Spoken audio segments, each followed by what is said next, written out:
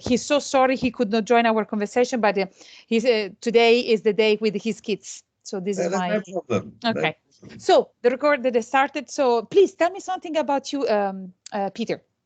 Okay. Well, I've been in the whiskey industry for 35 years.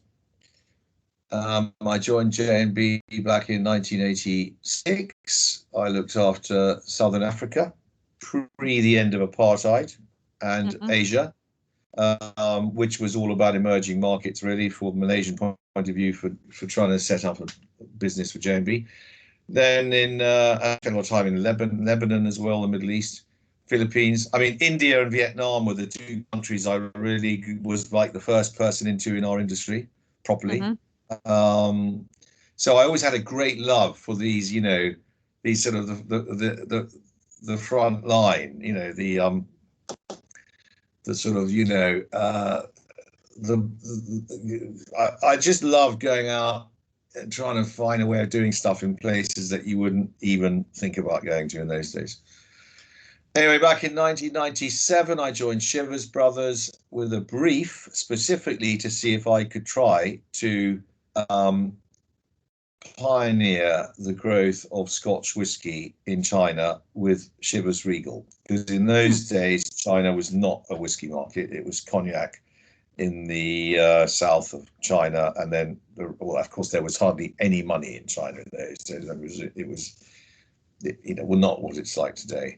And so I basically did spent a lot of time in China from 1997 to 2012 when I left and came back to Scotland. But in that period, I went out, and from 1999 to 2012, I was VP for originally marketing for Asia Pacific, and then it was VP commercial for Asia Pacific, all for Shivers Brothers. Frankly, it was all the same thing. And so my background for the context of this chat is probably most helpful in as much as I spent a lot of time building Shivers Regal and Royal Salute in particular in Asia, you know, as it exploded from 2000 onwards. And then for the last 8 years, I came back to Scotland to run the Heritage Department, which I did for a couple of years. But then after that, Shivers Brothers said, what we need is when we sponsor these fancy events like the Royal Salute British Polo Day and the Polo Platform, we're looking to try to connect with high net worths and people of influence. But we sponsor these events, and then so often you go to these events which are sponsored by a Pernod Ricard brand, and you find nobody from Pernod Ricard talking to any of the guests, who of course we're all trying to connect with, which is something I have no problem with. So the CEO of Shivers said to me, Peter, we'd like you to basically focus your efforts on attending a lot of these events and making the connections with the target consumers whom we're obviously looking to develop relationships with as a result of these PR platforms we're putting in place. And actually, so you were overlooking different brands, so not just the whiskey, but in general. No, this was Shivers Brothers only. So only, okay. You know, so it was only Scotches. Now the Scotches we have at Shivers Brothers are Shivers Regal, which is the big one. Ballantine's actually, frankly, almost as big now, I think, if not bigger in volume. Royal Salute and the Glenlivet and the malt brands, and then we've got some standard whiskies like Clan Campbell and 100 Pipers and Passport, none of which would feature in my world. So I'm really dealing with 12-year-old upwards, you know. Okay. Think about like 30 euros upwards, but really I'm targeting the top end of that, you know. Okay. So now how I defined that role, because it was a role we created, I was asked to give it a name. I think the company wanted to call it the Prestige Relationships Director, but I changed it and I just called it Global VIP Relationships Director. Because when I give people my card, it's nice for them to think that they're a VIP. Do you know what I mean? It's just simple. And it also sounds more fun. And I do think fun is important, especially when you're traveling at high altitude in these circles. So. And then what I thought I would try to do is to leverage all of our PR activities and the right events and the connections that we have around the world with Pernod Ricard. And my sort of dream is to cultivate a fraternity of really influential people, so as to drive a top-down brand building exercise for whatever whiskies are I'm representing at that time. And so I'm just a great believer in top-down. I'm a great believer in the power and influence of the right person to really build a brand amongst his circle. So I've been basically going to all these events, meeting as many people as I can, primarily as a friend. I'm very uncommercial. I mean, they'll know I'm the Shivers Brothers or Royal Salute guy, but I do not do any commercial chit chat with them at all. It's all about becoming a mate and being good fun and having a good fun time with them. And then, of course, there'll always be Royal Salute usually there. So by association, it becomes the thing. And so I'm very much into this sort of trust, friendship and trust first, then gradually pull them in on the brand, okay, and build that advocacy. So I go to these events. My first event I went to in this Morocco, to Marrakesh for British Polo Day, and I have to say there were 400 people there, which many were Branson's friends. They were philanthropists from America. And I remember looking at that crowd, and I didn't know anyone, and I just thought, Jesus, this is going to be hard. You know, this, and I thought, God, what am I going to come back with? You know, I've got to come back with connections and relationships, and wow, this is hard. But And you know, each day passed. It was a 3-day event. I think I rapidly realized at the beginning that I had to be non-pushy. And I just kept on thinking, well, maybe at the very end, when the event comes to the culmination and the grand final party, at that point, you know, people will be familiar with my face, and I'll have said occasional hellos, and hopefully that's the moment where one can actually crack the relationship. Anyway, I just remember that first Marrakesh trip. I was pretty scared by the prospect of trying to show that I delivered value to Shivers Brothers when I got back, because I didn't think I was, but I was having a great time. And, you know, funny enough, yesterday, funny enough, I was putting together my list for my June CRM VIP mail out. Okay. And so I can now tell you about the list and my fraternity that I've created. And I'm going to give you some examples of how I did it. Well, the good news is that my list of what I call really influential global citizens from helping with the brand building is around 400. Okay. And these are big names, a lot of them. I mean, not names you'll know, but you'll know some of them. I mean, you know, well, I don't know. So I've got that list. And what I've now done with that list is I communicate with them in as spontaneous a manner as possible, except for one time a year. Now, the one brand that Shivers Brothers has in whiskey, which is lending itself perfectly to the HNWI or whatever we want to call them. I think you called them influencers, which I preferred. The one brand we have is the Royal Salute Scotch whiskey. Have you ever heard of that? Actually, my husband is a whiskey drinker, not really me. Okay.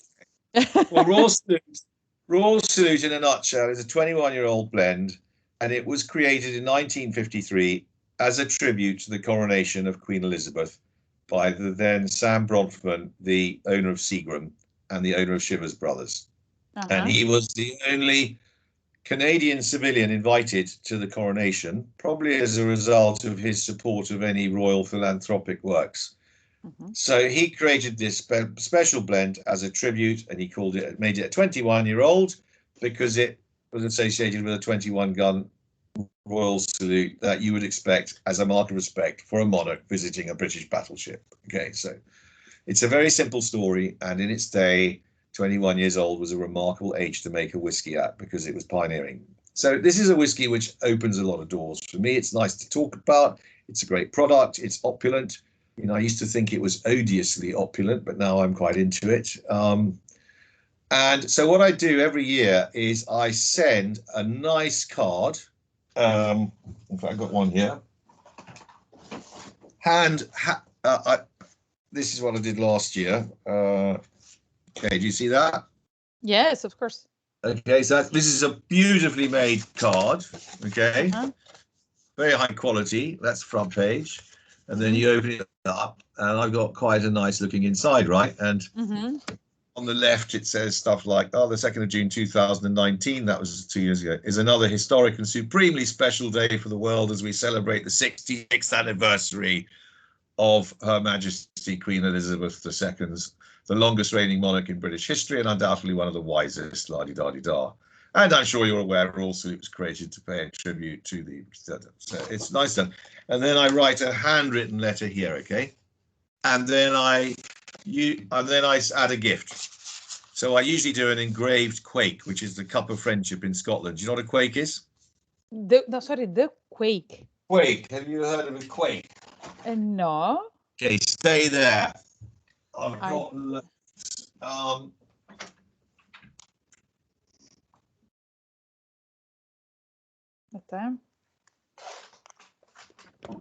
okay, have you ever watched Outlander, the Netflix blockbuster in America?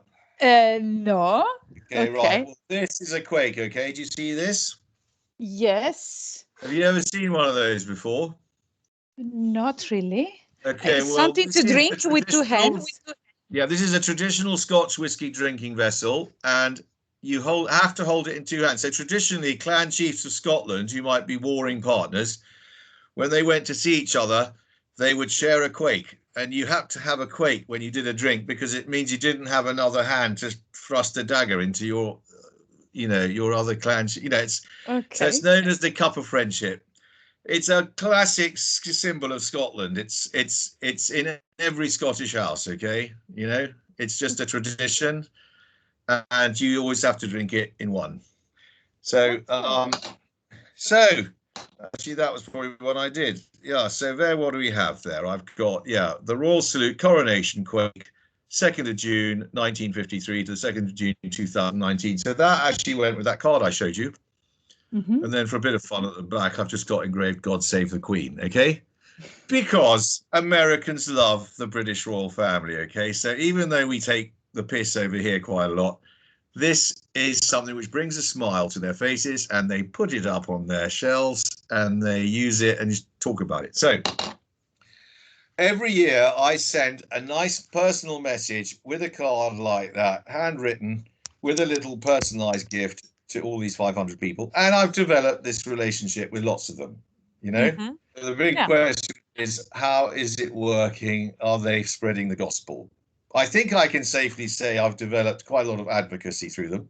Of the 400 I'll be sending this year, maybe there'll be some who won't be as helpful as I would like, but anyway, that's something I do, and I keep in touch with a lot of them. And so how have I made the friends?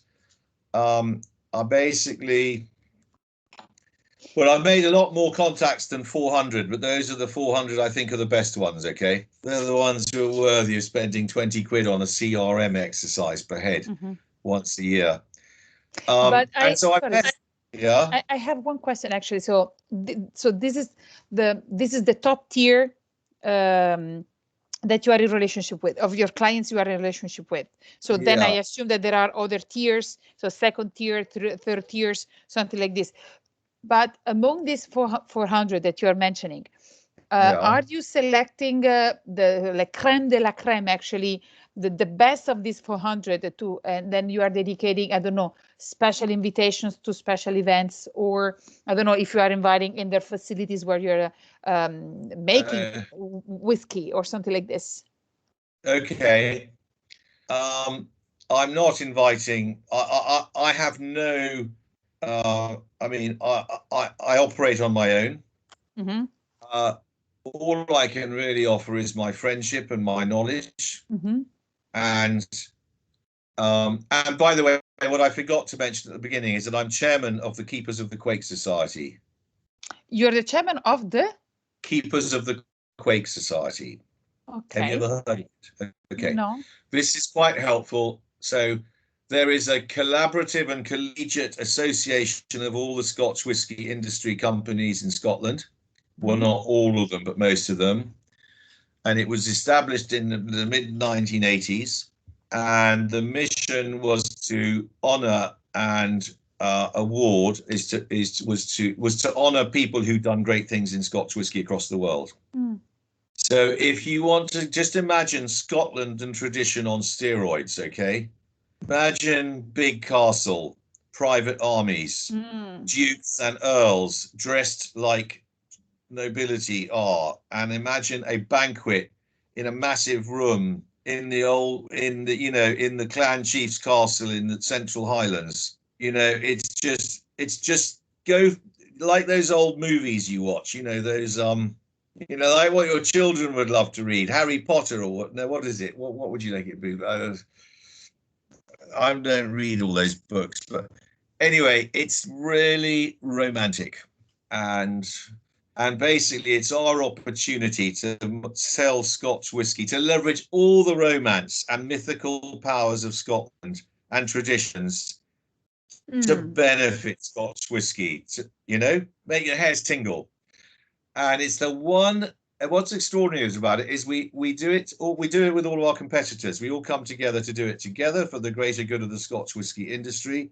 But it's very impressive, and it's very aspirational. I mean, and the top table upon which I sit as chairman, we have the Duke of Fife, the Duke of Argyll. There's like 5 clan chiefs, la-di-da-di-da. So because I'm chairman of the Keepers of the Quake, that gives me, in the eyes of some of these very important people, a lot of credibility as a person. Okay, so I'm not just an ambassador for Shivers Brothers. Okay. And that matters. That is definitely helpful, because it means I've got real sort of tangible stature in their eyes. Do you see what I mean? I mean, it's not critical for all of them, but it helps.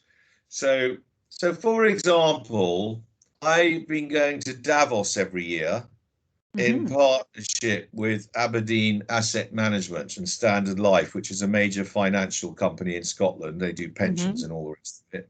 Okay. And the reason I go to Davos is because one of my VIP guests, and when you ask me what do I offer these people, what I offer my best people of that 400 is I say to them, if you ever come to Scotland, let me know and I'll look after you.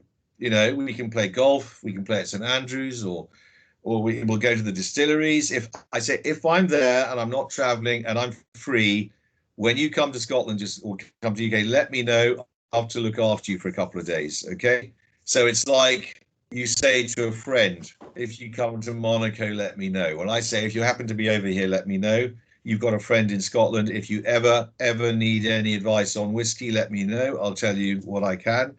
But anyway, so as it happens, and every now and again, I auction a trip with me to Scotland at a fancy event. Okay. So because polo is the main platform for Royal Salute, at about one polo event a year, our best event, if there's an auction need and a charity angle, I often say, look, put up on auction 2 nights with me in Scotland doing a whiskey trip. And they usually go for about 20,000 quid. And actually they work because the person who buys the auction ticket will then bring probably 10 friends, because we can have 10 people at the house. And then those friends are great people to leverage the top-down trickle from. And funny enough, one person brought the number 2 board member of Standard Life Aberdeen, and he loved it so much. He said to me, Peter, at Davos, because we're a Scottish financial company, we would love to be able to say we've got the best Scotch whisky bar in Davos as part of our hospitality offering. And Aberdeen Standard were well known for hospitality, and their CEO, Martin Gilbert, is a legend in financial circles. So he's got a lot of pulling power. So, for example, I just said to Campbell Fleming, who was the bloke I met on that trip, I said, well, look, if you put me up in Davos, I'll provide the whiskies and I'll come out and I'll join you for the evenings with you and your other 5 board members for your hospitality. So they said, great. So I went out there, and I'm now their whiskey guru, and I've selected all the whiskies, and they've got the best whiskey expert in town, and I'm sociable and I have no problem getting on with these people. And the CEOs of UBS, Axel Weber, you know, John McFarlane, chairman of Barclays Bank, you name it, they'll come in, and they all love whiskey. Well, not all of them. But what I realize is that it's a bit like, you know, powerful people. When you're powerful, you want more power. You want to prove it. So, you know, that's why there's this great love of fine clarets, you know, and this competition to see who can get how many bottles of Romani Conti. Do you know what I mean? And I think what I can offer, my insight with a lot of those guests in Davos, who are the heads of a lot of banks and educational establishments, is what I give them is knowledge, and knowledge is power. So if they know more about whiskey than their next door CEO, they feel pretty good. And when I talk to them and I do taste whiskies with them, I tell them what is special and what I tell them what all the point scoring options are on each of the whiskies we talk about. Okay, so actually, you mentioned several interesting concepts. The one that actually is also connected to what you just mentioned is the benefit. Actually, the first benefit is that you are communicating is through your business card. When you're saying actually you are the VIP, so they feel VIP. That, by the way, is the final part. It's not the beginning. I think the card is just the final bit. I mean, they're not giving me the airtime because of my title. It's because they're not going to know what that is when they meet me. No, but I mean, at the beginning, I mean, because this is what you mentioned at the beginning of our conversation. Yeah. But so I think that the fact that this is the impression I have, that there's a nice concept. Actually, the fact that you are defined yourself as don't define yourself. Actually, you are on your business card the VIP. What did you say? VIP. I just call myself the Global VIP Relationships Director. Okay, so it means that if you are giving this business card to somebody, they may perceive as a VIP. So this is a benefit that you are communicating. Is it correct? They know they're VIPs, to be honest with you. I just prefer VIP to HNWI or UHNWI or whatever. You know, I would just recommend keeping it as simple as possible. And I think VIP is easy language because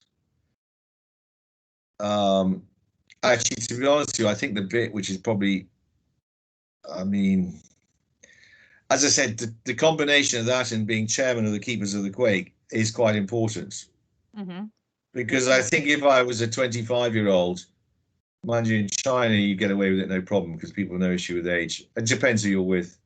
I clearly have to deliver the stature in my performance when I'm with these people. You know, they have to feel that I am somebody who they want to be with by the way I talk. Okay. Yeah. So I suppose being older probably means that I'm more likely to have that credibility than if I was 25. Although having said that, I think when I was 25, I had no problem talking to anybody either. So it's just a matter of your communication skills, really, isn't it? I mean, you Italians are perfect at it. We're not so good at it over here. Yes, but that actually is true. Credibility comes with age and with experience, and then experience becomes expertise, so you're perceived as an expert. And yes, of course, but actually this is also connected to the fact that because you are a recognized experience, you can offer education, so you can offer knowledge. So this is the second benefit that you mentioned. So you're not offering a bottle of whiskey, but you're offering something that very few people can get through your experience. Everybody in a way can buy a bottle of whiskey, but the knowledge that you're offering to these people is a different concept. Because actually, as you said, that this is something that I really like. So knowledge is power. As soon as you are giving something an exclusive access to a specific knowledge, they can use it. This is why you're offering to them a benefit and not a mere product. Interesting concept. So the three key words there probably are, I think entertainment is probably the key word, you know, because I have to develop the relationship. It has to be an entertaining relationship, both sides, right? Entertainment, the knowledge is really is the true benefit, you know. It is big, and the connection between knowledge and power for this end, I think, is critical. Yeah. But you got to do it in an entertaining way. Your colleague from Russia mentioned that what he's doing is entertaining his VIP clients. So educating and entertaining them at the same time. Entertainment. It is. Yeah, in a way, that's exactly what you're doing. And and then the other thing that I like about what you said is that what you're doing is you are conducting non-transactional sales. So you're not selling something. You're not establishing a pure mere commercial relationship. So this is also very, very interesting in the way that you are creating this circle of people. Do you know my connections through Davos and Aberdeen Standard, which, just so that you know, costs me, because I pay the whiskies at cost, I probably spend about £5,000 on whiskies, and then it's my flight and my train journey, so maybe £6,000 to be in the heart of Davos with the Davos jet set for 4 days, 4 nights, and they pay my my accommodation. I mean, you can't believe what good value it is. I mean, it's basically 6,000, let's say €6,000 for me to have a really hot spot in one of the most sought after bars, hospitality bars, with a legendary banker. And you know what? At the end of each Davos, the CEO of, I mean, whether it's Keith Skeoch or Martin Gilbert, they always come up to me and say, "Peter, was that really worth it? Well, I can't really understand how, are you really getting enough out of this to justify the cost of doing it?" And I say to them, "Look, guys," I say, "I am very happy with it. I've met lots of really good people. It's actually up to me as to whether I leverage those connections or not. And that's the true value in the exercise at the end of the day.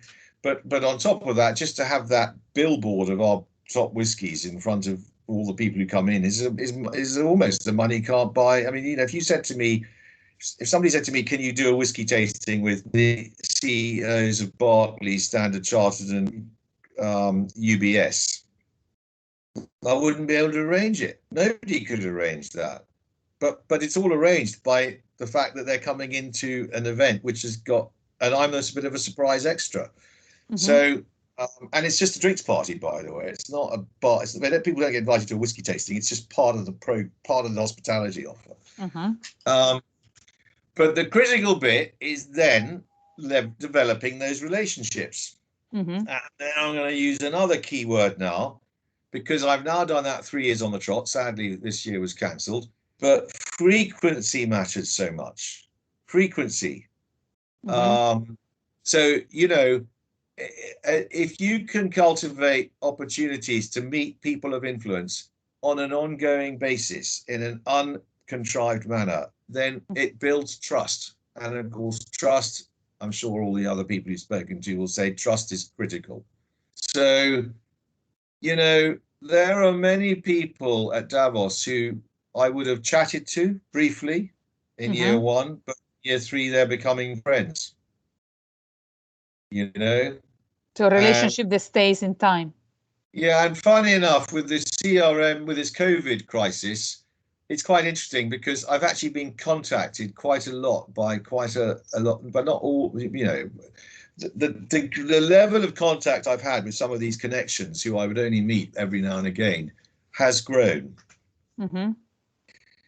Because I think people have had a bit more time on their hands, and actually, whiskey is fun. It's happy chat. If you're interested in it, it's a good feel. So yeah, I've actually found that maybe, and actually by doing this little exercise, this card sending exercise that I showed you earlier, these little things mean so much more in the last 12 months than perhaps they did the 12 months before that. Do you know what I mean? Yeah.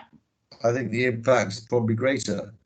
But trust is the other thing which matters a lot. I mean, I've got a very simple equation. When I meet somebody who I think really likes one of our products at Shivers Brothers, and I'm going to say, we'll just treat it like Royal Salute because that's the main one.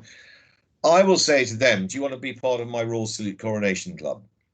If I actually think that they're interesting. I mean, a really good person I did this with was Fred Mannix. He's the son of a billionaire industrialist in Canada. Fred Mannix. He's the only polo patron to have played in the Palermo Cup final in Argentina. He's a 9-goal player. His father's worth $3.5 billion. And actually, Fred came up with one of our friends in the polo world as a guest, and we had a rocket time. And the second night at dinner, I mean, about 2 a.m. in the morning, had the Rolling Stones playing on the music in the library bar. Had the Earl of Murray with me, who's a good mate, and Fred was just having a great time. But here's a guy who has everything. And I said, you know, Fred, would you like to be a member of my Royal Salute Coronation Club? He said, my God, Peter, what's that? And I said, well, it's a very elite club of my favorite people who like Royal Salute. I said, the way you're going looks like you could well become a member of one of my club. He said, well, and then he looked suddenly seriously. He said, oh, what does it entail? I said, well, it's very simple. I said, I suppose the first thing is I need to like you. And the second thing is you need to like me. And the third thing is you need to love Royal Salute. And the fourth thing I said, now this is the tricky one, is I have to believe you. So, you know, I said, and if we can agree all that, I think you can be a member of my Royal Salute Coronation Club. And he said, right, so what do I do? What does it cost? I said, well, it just doesn't cost anything. I said, the deal is, if you ever come to Scotland, you're my buddy. As long as I'm working for Shivers Brothers and I'm around, I'll host you. I'll look after you. But what you have to do is you just have to tell everyone what a great product it is and tell them how proud you are to be a Royal Salute Coronation Club member. He said, oh, is that all? Yeah, that's all. He goes back to Canada. He tells his dad about this great whiskey he's had. And then before I know what's happened, the PA of his dad, Fred Sr., says, please can you tell us how to get hold of 80 bottles of Royal Salute, because Dad wants to, Fred Sr., the chairman, founder, whatever, he wants to use it as a gift for all his best business partners for Thanksgiving or whatever. So, you know, that's 80 bottles. That's like $10,000 worth of business just like that. In fact, it was a real problem for Corby Canada because they didn't really think Royal Salute was a priority. But I said, hey guys, I rang them up. I said, I've got you, your #1 Royal Salute customer in Canada. He's in Calgary. So Fred loves this so much that then he comes across a Quake because I'd sent one to his son. So Dad says, wow, I'm a member of the Ranchmen's Club. So this is in Calgary. There's the big hitting club of sort of billionaires. And they call themselves the Ranchmen. And they all have their private little, you know, decanters or whatever. And he asked me if I could get him loads of Quakes done. 40 Quakes for the 40 Ranchmen. Okay, so I do. Anyway, Fred called me up 3 days ago. He said, it's Dad's 80th birthday next February. Can we do something? We're going to have a week partying in California with him and all of his mates. What can you do for us? I want Royal Salute to be the key thing. So, you know, there is an opportunity to really get the message out of a brand that no one's ever heard of in California, frankly, or, you know, and one thing leads to another. So, you know, they're not all like that, by the way, but there are enough of those things that happen to keep me smiling. Okay. But trust and friendship is very important. Absolutely. And the quality of the product is obviously critical, but that's a given, really, with the cognacs you're talking about and the whiskies I'm talking about. Actually, I assume that when we are talking about these kind of clients, of course, the main thing they're aiming to is the quality. And then as starting from that, then you can build on anything else. Absolutely. So we're talking about the crappiest product ever. Of course, you can be the trustful person ever in the world, but, you know, we can be friends, but we cannot do some business together, I assume. So, but so the quality is there very clearly. And so the rest is, all your stories are super interesting. So actually the scope of this sorry, I had another question before, but so you said that you are investing on your own on these activities. Maybe I misunderstood. So is Pernod Ricard who is financing and supporting all these activities? Okay. No, I have a budget from Chivers Brothers, Pernod Ah, Ricard. okay. Yeah, so in other words, if one of these guys comes to Scotland, or I know they're coming, then I will. I have a budget to host them with. Okay. Now it's clear. So for my whiskey house parties up in our distilleries, where we have a nice big house with 12 bedrooms, it's a company house. It's very nice, like what Mum have, and Martel. I mean, if I host 10 people, it's probably about £10,000 for a 2-night trip, and I have a budget. Okay. So it's like, so I'm actually spending like £1,000 per person. But the good news is they're getting themselves there, unlike if we invite people from Pernod Ricard and all. So yeah, and those house parties in Scotland are great that I host, because they're a great opportunity to bring people together from similar circles in life, but they don't know each other. So I quite enjoy bringing, if I've got I do like to bring quite eclectic groups of people together, so that they meet people who are then going to be helpful for themselves, and they're going to get on well. Okay. So I find with my list of 400 there, and by the way, I wouldn't invite all of them to Scotland. I think there's probably about 150 there I would willingly say come over. What I quite like, I am quite good at helping them network within their circles. Makes sense. Once again, this is another benefit that you're offering. Yeah. Back to the concept. Very interesting.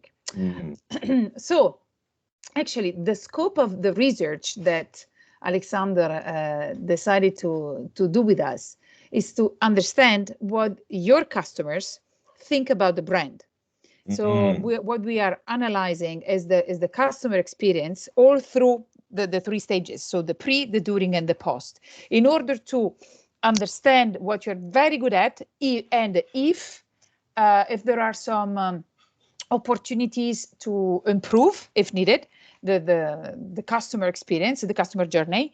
But also the thing is, Pernod Ricard is mainly a B2B concept.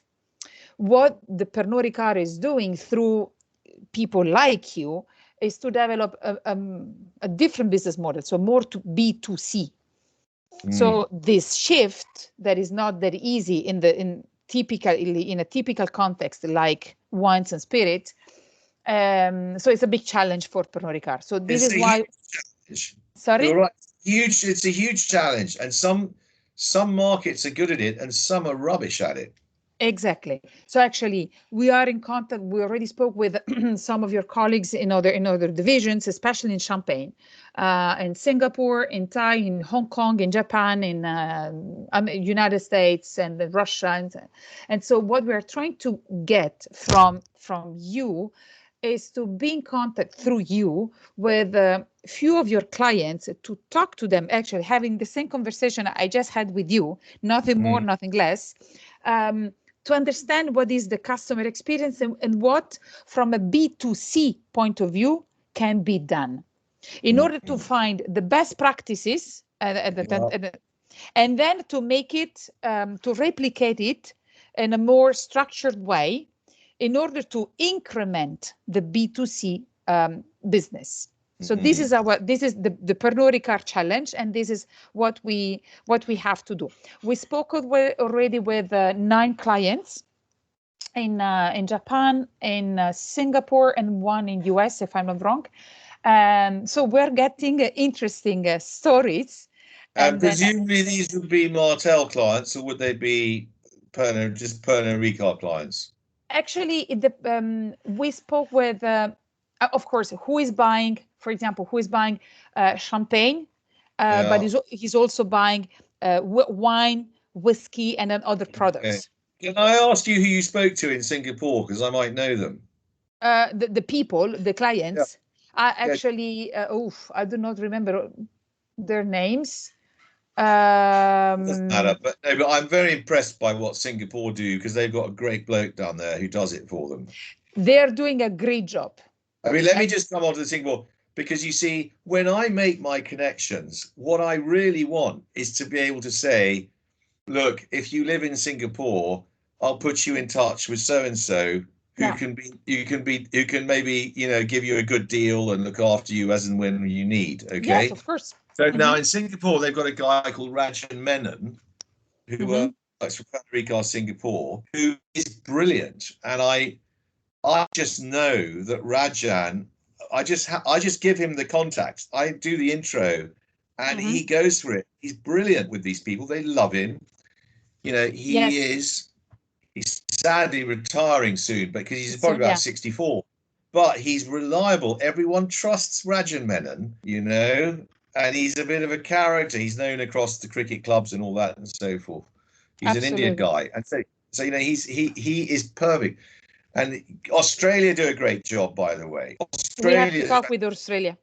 We didn't speak with Australia yet. Well, there's a guy called Chris Sheehy in Australia who runs the private sales.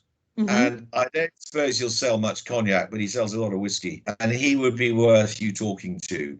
We planned to have a meeting with him last week, but there were some issues, so we are replanning the activity. But the thing is, what we're doing is we are sending to. So I will send you what we call an invitation letter. So actually, the text of an email. What the other colleagues, Marie Delofre, actually did in Singapore. This is the person. Marie, of course. Yeah, well, Marie and Rajan work closely. Yeah. Exactly. So Marie introduced us to some of her clients, part of the circle, and actually 6 of them replied, and then they said, "Of course, we want to be part of this interview. It's a privilege for us to talk with." I think they'll like that in Singapore. They will be happy.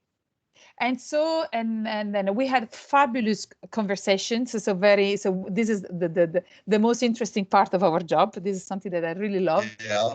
And then we had a very frank conversation from, for example, I talked with one person for 30 minutes, and actually we're always setting 30 minutes, but then sometimes they're spending even 1 hour with us. And actually Phil, my colleague, was talking with the one person, and then he brought his wife in, and then they started talking, and then we had a very long conversation. And so sometimes they define it as therapeutical, because actually they can really express themselves as much as they want. So actually, well, they also remember, because the relationship's been built so well by those people, they feel like it's part of the family. It's like having a call with a family member if you're asking them about stuff.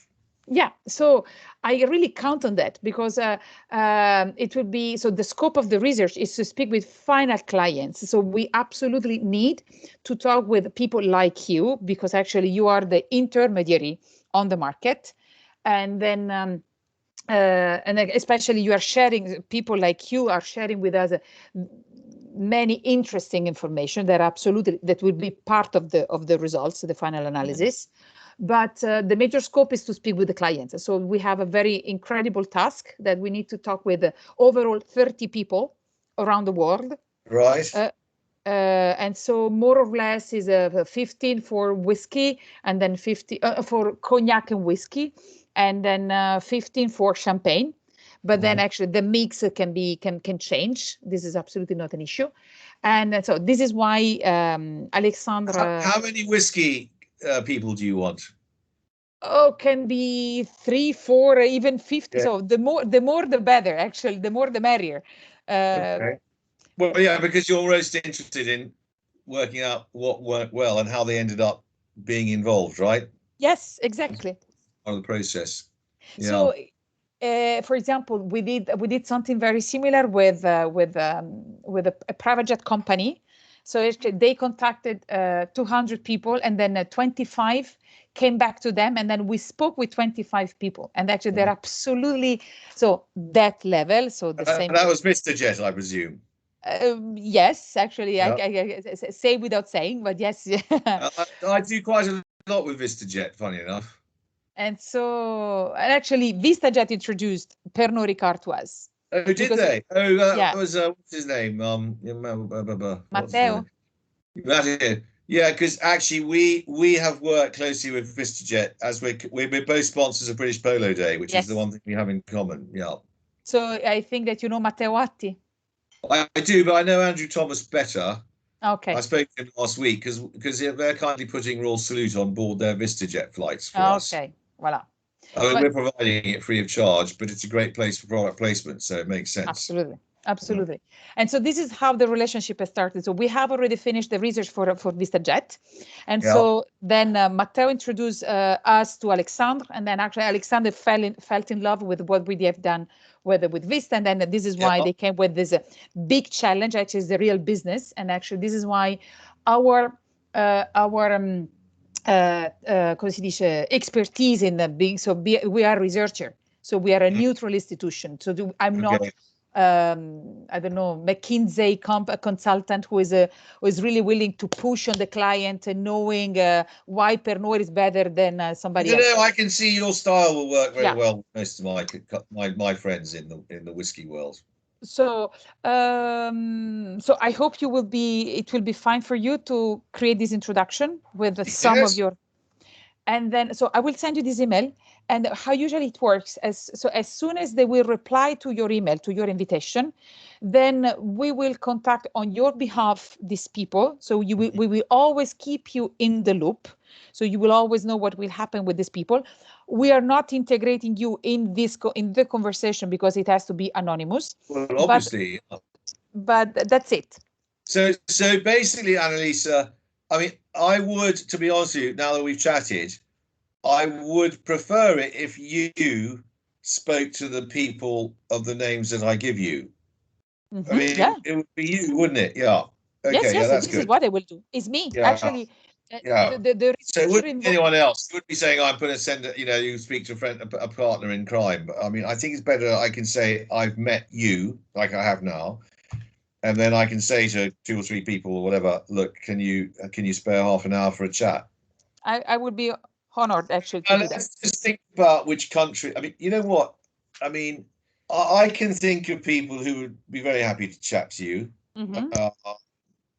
What is the sort of person what's your perfect profile? Is a person who loves your products, and then can be, allora, let's put it in this way. Any person who is in contact with you, for example, can be somebody who was just recently approached. So can something that he's not, so a very old client, because we can see how, so the start of the relationship is still very fresh in mind. You see what I mean? Or can be people who are working with you, a very loyal part of the club since many years now. So it can be interesting to see the difference, but any person is really interesting. Any. Okay. So don't get crazy. I'm just thinking. I'm going to tell you off the top of my head. I've got an Indian couple who, well, when I say Indian, they're British Indian. They live in the Midlands and in the Middle England near Birmingham, and also Dubai. He has made obviously a lot of money in property. I haven't talked about his business much, but he owns lots of property, rents it out, whatnot. Big into horse racing, has a few race horses, and that's his passion. I met him at a breakfast table in Umaid Bhawan Palace in Jodhpur during British Polo Day. Matteo was probably there on that occasion. It was I probably met that they were on the next door table with their kids. That would have been probably December 2019, so 2 years ago. No, December 2018. And I just started chatting to them, and they are now buying quite a lot of whiskey direct from our distilleries in Scotland because they've become passionate whiskey fanatics. They'd never, ever thought about whiskey before we developed that. So I think because they're very excited about, it's like a new thing they've found, a new toy. I think Hikesh and Kiren, and you get a man and a woman with them, they would probably be very good for you to talk to. And she's a radio journalist, does literary show. She does a literary show on the radio station. So Hickey and Kiren, I think, would be great, and they'd love this opportunity. Do you know the one market I look at? Don't repeat this to anyone Pernod Ricard, but the one market which just makes me just so frustrated when it comes to consumer relationships, because this is what it is about, is America. Mm-hmm. I mean, I honestly think PR USA have not got a clue or much of an interest in the sort of work that I do. Because in America, it's the #1 luxury consumer market in the world, right? Yeah. It's the biggest market. And there are hundreds and hundreds of very big swinging Americans who would love a personal relationship with a brand if it's the right sort of person and the right brand. And Pernod Ricard USA, when I've got so many connections in America now who love Royal Salute, but it's a bit like they could be a billionaire. And if I ring up Pernod Ricard USA and say, can you look after these people? And I say, or if I say, can you send them a bottle for their birthday? I end up paying with my credit card for the bottle for them to send it to them, you know? And I just look at America and I think, guys, you could build a fraternity of my connections in America, and you're out there. You should nurture the relationship yourself and take over it, you know? And it would be just such fun, but they just don't or won't or whatever. It's like, it's not our job. And so I'm fascinated that I mean, have you spoken to anyone in America? Yes, we spoke with the person, but if I'm not wrong, the market started very recently. Actually, is not they don't have a long expertise in that. If I'm not wrong, because actually now we spoke with so many. Good afternoon. Samantha, this is Annalise above it. Hello, sorry about No, don't worry. And so they're very recent to that, as far as I remember. And so actually this is the thing. So even talking with you, who are the expert in the markets, we can identify the best practices in order to make it more visible at a global level. So I think that so even at the headquarters, they know what is happening in the markets, but sometimes we have the impression that you don't know what is happening in other markets. So this is why I think that this analysis is also extremely important. And then from US, we got only one client for the moment. Really? Well, I've got loads. Yeah, and then knowing that actually, as you mentioned, that in the United States there is the highest number of billionaires. Come on, can be different. Well, I've got a wonderful entrepreneurial bloke, George Capaz, who I mean, you know, he's a very busy man. Just a second, amore, devi metterti qua? No? Okay. I've stolen the desk to my husband. Sorry. My whiskey lover. So basically, well, I'm just saying, I'm going to try and get an American to speak to you, who I think would be very useful. I'm going to look at my American list and decide, because actually, I wouldn't mind you researching some people I would quite like to know. I mean, I'd be fast. Will I get to see your findings of all this at the end? Okay. Well, Alex will probably share it with me, won't he? Allora, what we won't share with you is the full transcript. What we will share with you are the general findings. Yes. Okay, fine. But what I can do, I will be your little spy in a way, actually, to get what you want to know. Actually, if there is something specific that you would like to know from these people, something that is very close to your heart, I can try to see. How we are conducting the interviews. We're never asking, is it that cup red? I'm not asking this kind of direct questions, no. but always asking, is a lettering technique. You're looking for the insights. Why does it work? Okay. So yeah, but I'm not asking something specific. If they're mentioning that, then I go deeper. But if not, fine. If they're not mentioning that, it means that it's not that relevant for them. Okay, I want to ask you a question. When I look at my list, and I mean, I call my card global IP, but actually, you know what? When I go through my list of all the people I've met, and there will be some who are super, super rich who will not be on my top 400 list. Mm-hmm. And the reason for that is because I just don't think they're very influential. And I might just think they are just totally wrapped up in themselves and that they are not going to be helpful in spreading the gospel and building advocacy around them. And you know what? If they are super rich and they love Scotch whiskey, then it'll be obvious to me that they'll want the relationship. But if they're impartial, then frankly, it doesn't help. I don't think it's really very helpful.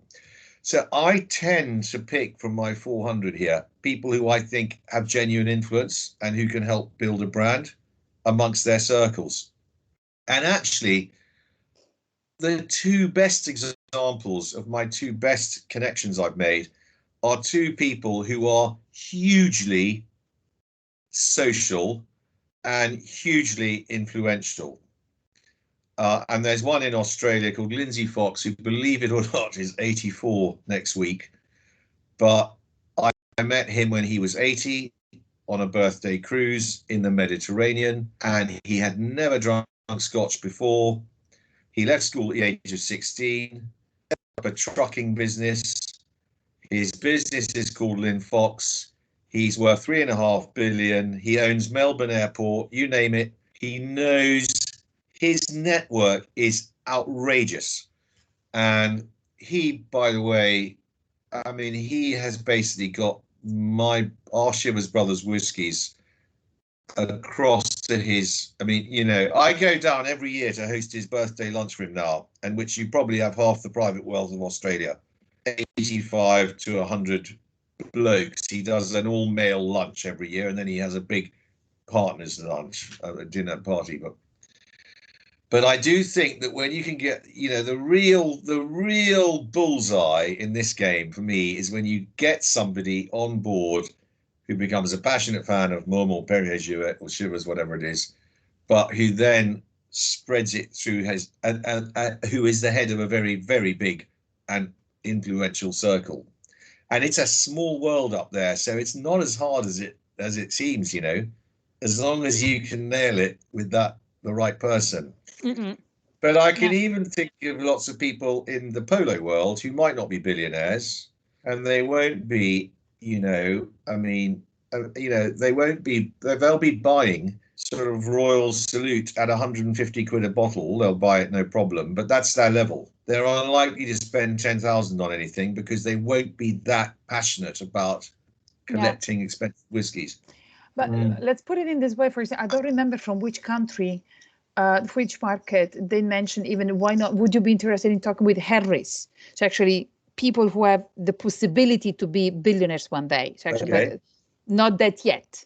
Why not? Because actually we are not talking about, so when we're talking about fine whiskey or champagne, we're not talking about so the ultra segment. So more or less these people can absolutely buy this kind of product. So with this research, you're happy with this? Anyone who's at the 150, 200 euro, 100 to 200 euro level, it's fine.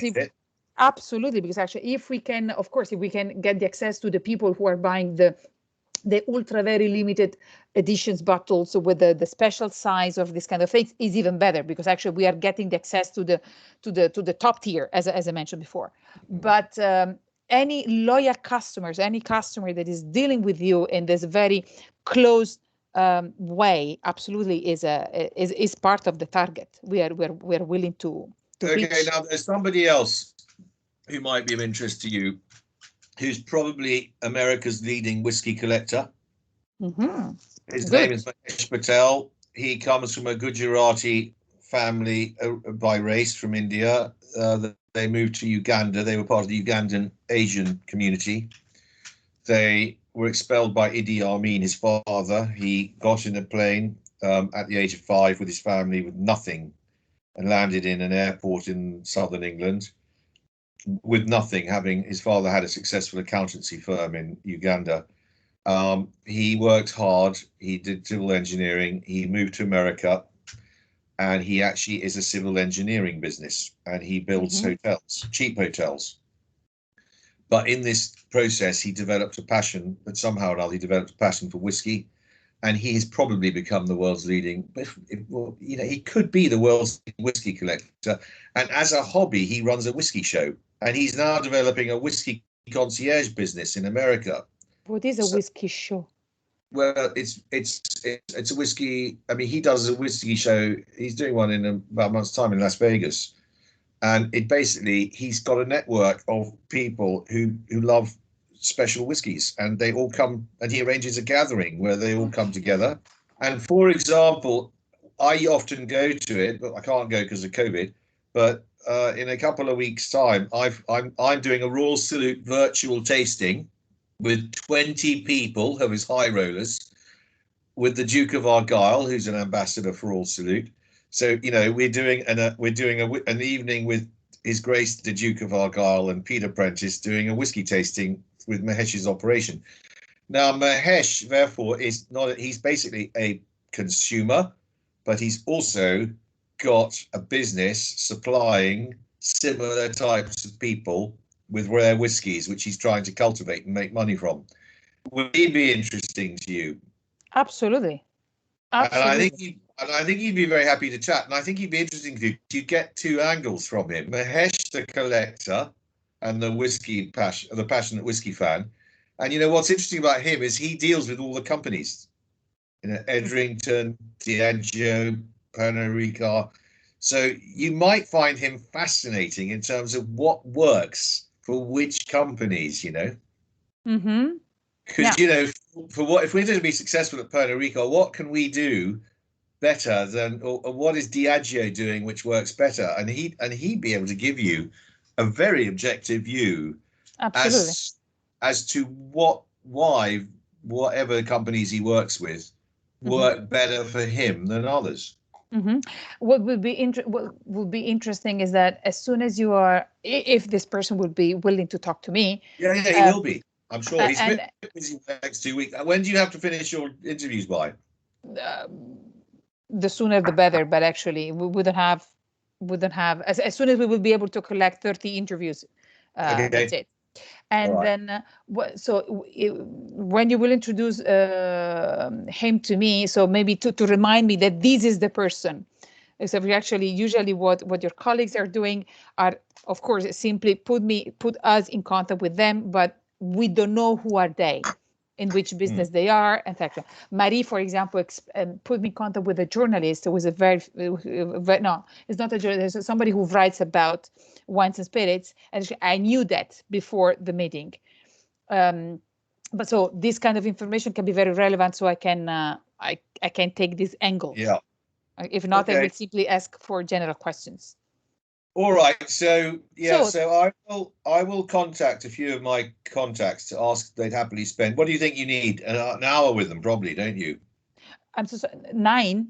You said? No, but I can contact some of my. I'll contact a couple of 2 or 3 or 4. It doesn't sound like you want many people from me. You probably want 4 people. Yes, it would be lovely, actually. What's your perfect number? The perfect number is the highest you can, because once again, for me, I'm getting the knowledge that I don't know. Okay. For 4 or 5 is ideal, but if there would be more, I would be glad to speak with your colleagues. I'm just going to go through my list, and I'm going to decide which ones I think would be approachable, okay, and who'd be happy to have a chat. And I know there'll be some who are. So that's no problem. And then just in terms of countries split, bearing in mind I do think it's quite interesting for you to cover different countries, because Singapore is already fabulous, by the way. They do a brilliant job in Singapore. They do a great job.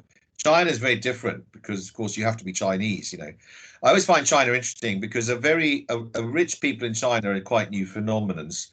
And it's quite interesting that they're very happy to be supplied privately by a young, relatively inexperienced employee of Pernod Ricard China. They don't mind that. Mr. Big in China does not need the chairman of the Keepers of the Quake as their contact. In fact, I think in China they often prefer somebody junior, but somebody who they implicitly trust, and almost they can feel is like part of their family as a a niece or a nephew or whatever. China does behave very differently, I think, in this relationship world. Well, we will speak to China next week, I think. So we will start soon with them as well, because it is a very interesting and diverse country. I fully agree with you. Yeah. For example, the major difficulty we may face in China is that they have to find people who are willing to talk to us first of all, and so trust us first, but also who speak fluently in English. This is what they said. So yeah, that's difficult. Yeah, exactly. But we will find it out how to do it. So geographically speaking, yeah, some Americans can be very interesting. So if you are able to diversify, the sample will be even more interesting. But once again, any person for me is a treasure. So it's fine. All right. Okay. Yeah. So I'm looking. I was trying to do a list. I mean, I've got 125 from the UK, 50 from the USA, 11 in India, but they're not great buyers, but they're influencers. Yeah. Okay. No. Oh, Germany. I've got somebody in Germany who I think would be a very good person to talk to. She's a management consultant. Yeah. Okay. Leave it with me. Good. Good. I've got your email address. I will send you anyhow this letter, so at least you can have a broader view of what we're doing. Yeah, send it to me. Perfect. Yes, good. So for the moment, thank you so much for your passion, your enthusiasm that I love. And so it was a fantastic conversation. So I learned a lot, especially. And so I wish you a very good Easter break. And so well, you too. Thank you. If you need anything else from me before contacting these people, do not hesitate. And then if not, I'm waiting for your the person you trust, and then I will be very pleased to talk with them. Yeah, I'll work it out. I'll ring these people up and have a chat with them to ask if they're happy to spend an hour or half an hour. Actually, I always setting 30 minutes, but then we more or less we had 1 hour. We're already more than 1 hour. So we were talking since 1 hour and a half. So actually, then it's up to them. I'm always fixing 30 minutes. If we get you the right people, they'll want to talk about their story, as to how they ended up liking, whatever it is they like, So I know. But I know that these people are always very busy. This is why I'm setting always 30 minutes, and then if we can go ahead. So I respect their very busy I'm going to say 30 minutes, but if you're having a good time, you can chat for longer, basically. Yeah. Absolutely. All right. Good stuff. Peter, thank you so much, and then stay in touch. Yeah, will do. Thanks. Lovely to meet you. Lovely Bye, to meet you too. Annalisa. Bye. Bye. Bye.